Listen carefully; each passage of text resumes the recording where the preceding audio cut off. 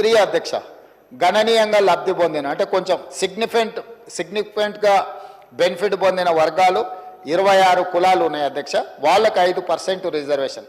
ఈరోజు రాజ్యాంగ పరిధిలో ఎస్సీలకున్న 15% రిజర్వేషన్లను గ్రూప్ 1 కింద 1%, గ్రూప్ 2 కింద 9%, గ్రూప్ 3 కింద 5%, 15% రిజర్వేషన్లను ఈ రకంగా పంచడం జరిగింది అధ్యక్ష.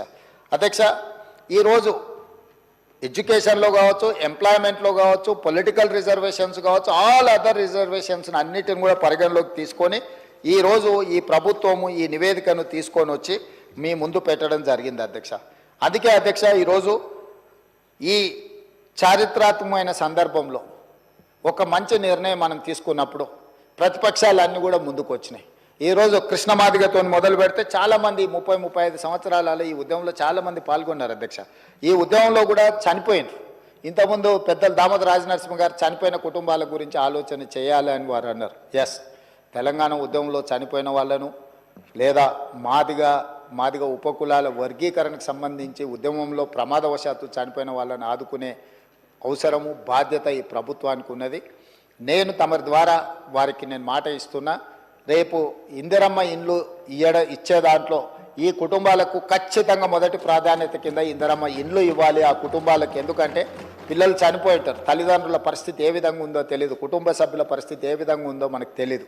కాబట్టి వాళ్ళకు ఖచ్చితంగా ఇందిరమ్మ ఇండ్లలో మొదటి ప్రాధాన్యత కింద మనం వాళ్ళను ఆ కుటుంబాలను ఆదుకోవడానికి ఇల్లు ఇవ్వాలి అధ్యక్ష. అదేవిధంగా రాజీవ్ యువ వికాసం కింద నిన్ననే మనం కొన్ని పథకాలు ఇచ్చుకున్నాం. ఆ కుటుంబంలో చదువుకున్న యువకులు కానీ యువతులు కానీ ఆ కుటుంబం అంటే వాళ్ళ సోదరులు సోదరిమణులు ఎవరైనా ఉంటే వాళ్ళకి ఈ అప్ టు 4 lakhs ఏదైతే ఫైనాన్షియల్ అసిస్టెన్స్ మనం ఇస్తున్నామో వాళ్ళ ప్రాధాన్యత కింద ఆ కుటుంబాలకు, ఆ చనిపోయిన కుటుంబాలకు ఈ రాజీవ్ యువ వికాసం స్కీమ్లో కూడా వాళ్లకు అవకాశాలు కల్పించాలని చెప్పి తమరి ద్వారా వారికి మాట ఇస్తున్న అధ్యక్ష. ఇది ప్రభుత్వం యొక్క బాధ్యత. ఎందుకంటే ఒక ఉద్యమం జరిగినప్పుడు, ఒక పోరాటం జరిగినప్పుడు ఎవరైతే ప్రాణాలు కోల్పోయినరో ఆ కుటుంబాలను ఆదుకోవాల్సిన బాధ్యత మన అందరి మీద ఉన్నది అధ్యక్ష. అందుకే అధ్యక్ష, ఈరోజు ఏ నిర్ణయం తీసుకున్నా 51% ఆమోదిస్తే సరిపోతుంది ప్రజాస్వామ్యంలో. కానీ ఈ నిర్ణయంలో 100% అందరూ ముందుకు వచ్చి నిలబడి ఈ వర్గీకరణకు సంపూర్ణంగా మద్దతు పలికినరు.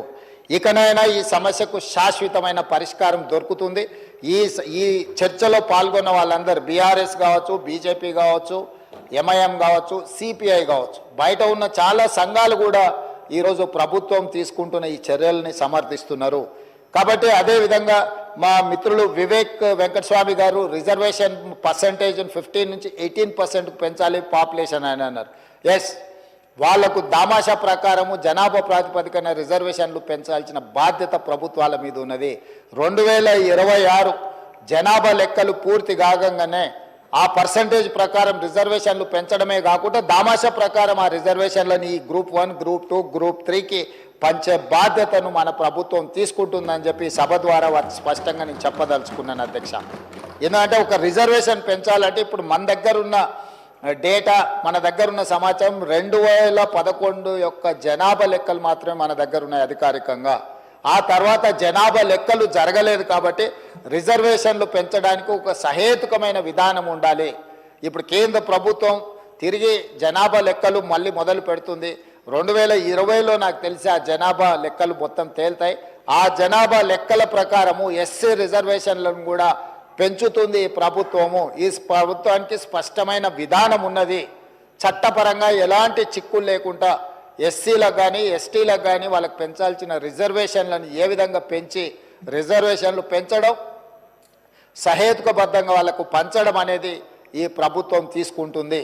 కాబట్టి ఈరోజు నేను ఈ జాతులకు నేను మాట ఇస్తున్నా, ఈ ప్రభుత్వం ఇందిరమ్మ రాజ్యంలో మీకు అన్యాయం జరగదు. గతంలో ఏదైనా అన్యాయం జరిగినా కూడా దాన్ని సరిదిద్ది భవిష్యత్తులో మీకు మేలు జరిగే విధంగా ఈ ప్రభుత్వం కార్యాచరణను తీసుకుంటుంది. అమలు చేసే విధానంలో కూడా పారదర్శకత పాటిస్తాము.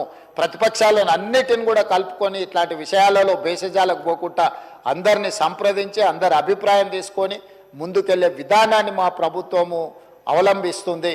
ఈరోజు సహకరించిన ప్రతిపక్షాలకు అందరికీ, సభలో చర్చలో పాల్గొన్న సభ్యులందరిని కూడా మరొక్కసారి మనస్ఫూర్తిగా అభినందిస్తూ ఈ బిల్లును ఏకగ్రీవంగా ఆమోదించినందుకు తమరికి సభ్యులందరికీ కూడా మనస్ఫూర్తిగా కృతజ్ఞతలు తెలియజేస్తూ సెలవు తీసుకుంటున్నాను అధ్యక్ష. మంత్రి గారు. స్పీకర్ సార్, చాలా డీటెయిల్గా మా నాయకుడు